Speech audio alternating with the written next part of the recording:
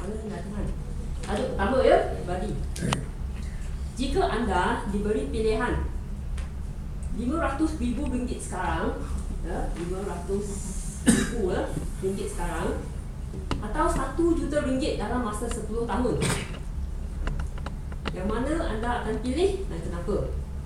Saya ulang ya. Jika anda diberi pilihan mendapat RM500,000 ya, iaitu separuh juta kan? Sekarang, atau RM1 juta dalam masa 10 tahun, yang mana anda pilih dan kenapa? Terima kasih Mas Armadi dan juga semua rakan-rakan Pak Pidato yang hadir. Wang yang ditawarkan pada saya adalah besar jumlahnya, RM500,000 dan RM1 juta. Mana yang perlu saya pilih? Sebagai seorang yang waras fikiran, sudah pasti saya mengambil RM500,000. Kerana dengan wang RM500,000 boleh saya belanjakan sekarang. Walaupun jumlah RM1 juta itu sekali ganda dia punya, tapi dia akan terima 10 tahun akan datang. Perkara yang kita tidak tahu ialah apakah yang akan berlaku di masa akan datang. Mungkin sebab itu harga barang meningkat. Sekarang dengan RM500,000 saya boleh beli 10 buah kereta Mercedes umpamanya. Tapi akan datang harganya sudah meningkat untuk sebuah kereta. Mungkin pada ketika itu nilai wang Malaysia jatuh disebabkan tekanan ekonomi dan sebagainya, maka wang sebanyak RM1 juta itu tidak beri manfaat kepada saya. Kita ingat masa pemerintahan Tanah Melayu dijajah oleh Jepun, wang yang ada pada rakyat Malaysia ketika itu berguni-guni, tetapi tidak beri manfaat kerana nilainya tidak boleh membeli walaupun barang yang asas kehidupan mereka. Jadi sudah pasti saya akan memilih RM500,000 berbanding dengan RM1 juta yang dijanjikan masa akan datang. Selain itu, maka datang ialah suatu janji. Tidak pasti janji itu akan ditepati. Mungkin ketika ini anda boleh katakan pasti akan dapat RM1 juta, tapi mungkin orang yang memberi wang sebanyak RM1 juta itu mati sebelum. Jadi walau apapun, saya sudah pasti akan mengambil RM500,000 yang ditawar sekarang, dan saya akan belanjakan untuk kegunaan dan keperluan saya. Terima kasih.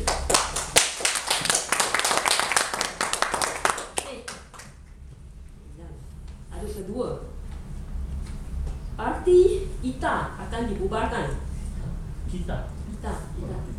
Apa pandangan anda? Saya ulang ya. Parti kita akan dibubarkan. Apa pandangan anda? KITA. Kita. Datuk Zahid. Tuan-tuan dan puan-puan yang sekalian, setelah Datuk Zahid dipecat daripada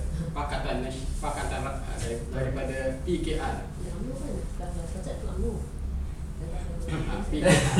maka dia telah mencari manakah landasan yang boleh beliau gunakan untuk menyuarakan pendapat dan pandangan beliau. Jadi beliau akhirnya telah mendapat satu landasan, iaitu parti KITA, kita.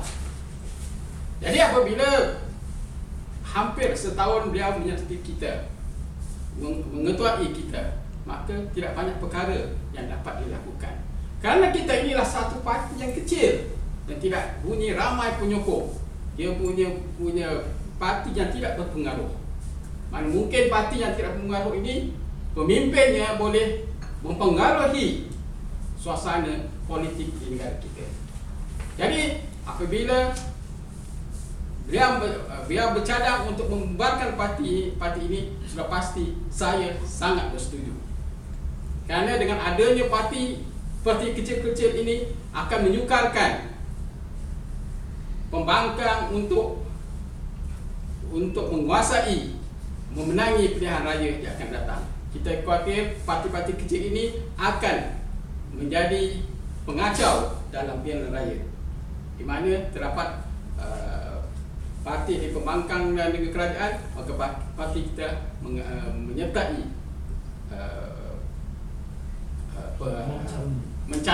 meletakkan calon-calon mereka. Jadi saya sebagai secara pribadi sangat setuju apabila Datuk Zaid berhasrat untuk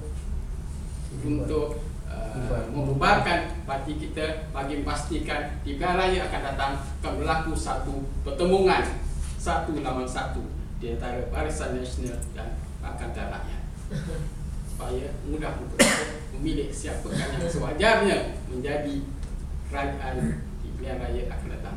Terima kasih.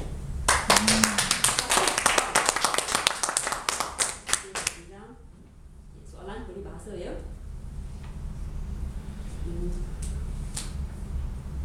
Bulat air kerana pembetul, bulat manusia kerana muafakat. Ulang ya. Bulat air kerana pembetul, bulat manusia kerana muafakat. Terima kasih, Saudara Sandy. Bulat air kerana pembetul, bulat manusia kerana muafakat. Kerana muafakat. Tuan-tuan dan puan-puan yang hormat sekalian, baru minggu lepas berlaku satu peristiwa di negara kita, di mana dalam tempoh beberapa hari masyarakat keturunan Cina merayakan Tahun Baru Cina.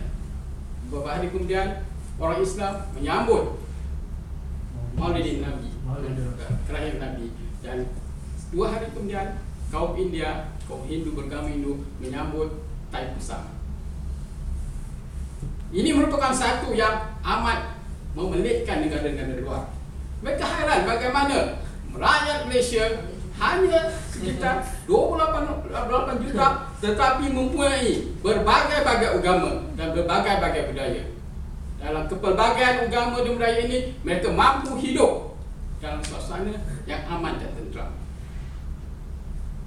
Bagaimana ini boleh berlaku? Ini sudah pasti rakyat negara kita ini mengamalkan sikap bertolak ansur di antara satu kaum dengan satu kaum yang lain. Tanpa mereka bersatu ini, sudah pasti negara kita ini akan kucak-kacir. Kita lihat banyak negara-negara yang telah merdeka lebih awal dari kita, tapi negaranya masih mundur kerana berlaku huru-hara.